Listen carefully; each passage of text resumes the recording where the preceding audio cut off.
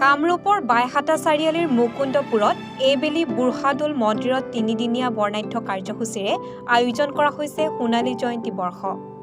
দ্বিতীয় দিনাৰ কাৰ্যসূচীত এক বৰ্ণিল দৌল শোভাযাত্ৰা উলিওৱা হয়। শোভাযাত্ৰাৰ অন্তত ভাগৱত পাঠকে ধৰি ভিন্ন কাৰ্যসূচী ৰূপায়িত হয়। সন্ধিয়া সাংস্কৃতিক সন্ধিয়াত গীত পৰিৱেশন কৰিব জনপ্ৰিয় কণ্ঠশিল্পী পাপৰি গগৈয়ে।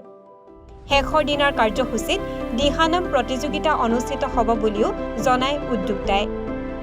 উক্ত সমূহ কাৰ্যসূচীত আটাইৰে উপস্থিতি আৰু সহায় সহযোগিতা কামনা কৰিছে সোণালী জয়ন্তী বৰ্ষৰ উদযাপন সমিতিয়ে। মুকুন্দপুৰ বুঢ়াদৌলৰ সোণালী জয়ন্তী দৌল মহোৎসৱৰ দ্বিতীয় দিন। আজি দ্বিতীয় দিনত আমাৰ ৰাতিপুৱাৰ কাৰ্যসূচী আছিল চাফ চিকুণৰ পিছত আমাৰ বৃক্ষৰোপণ কাৰ্যসূচী হৈ গ'ল।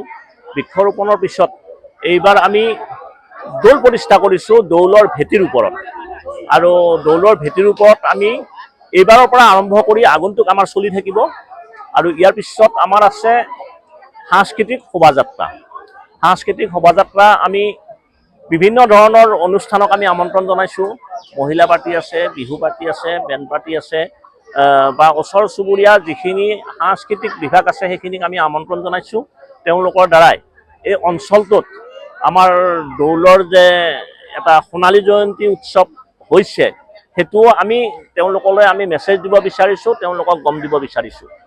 আৰু আমি যে মুকুন্দপুৰ বুঢ়াদৌলত সোণালী জয়ন্তী পাতিছোঁ, এইটো আমাৰ মোটামুটি গোটেই উত্তৰ পূব কামৰূপত আমি জনাজাত কৰিছোঁ, প্ৰচাৰ কৰিছোঁ, সকলোৱে জানিছে।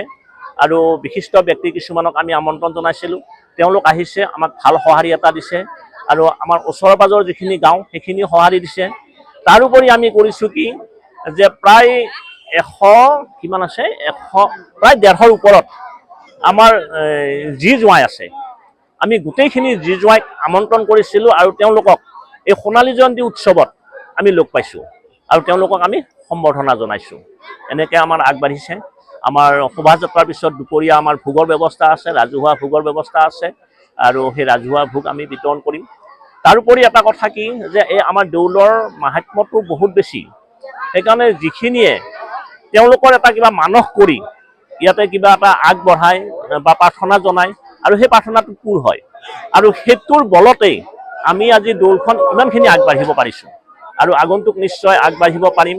আৰু এইবাৰৰ যিটো মেছেজ সোণালী জয়ন্তীৰ, এইটোৱে আমাক বহুতখিনি আগবঢ়াই লৈ গুচি গ'ল। আৰু ইয়াৰ পিছত হয়তো ৭৫ বছৰত আমি হীৰক জয়ন্তী আৰু ভালকৈ পাতিব পাৰিম। আৰু মোৰ বয়সত হয়তো পাম নিশ্চয়, কিন্তু ১০০ বৰ্ষতো হয়তো নাপালেও আমাৰ পিছৰ জেনেৰেশ্যনৰ কাৰণে এটা সুন্দৰ উদাহৰণ হৈ থাকিব এইটো। এইখিনিকে মই কামনা কৰিছোঁ আৰু সকলো ৰাইজৰ সম্পূৰ্ণ সহায় সহযোগ আমি বিচাৰিছোঁ। বাইহাটা চাৰিআলিৰ পৰা বিজুমাৰ ৰিপৰ্ট, এনি ভাৰত 24।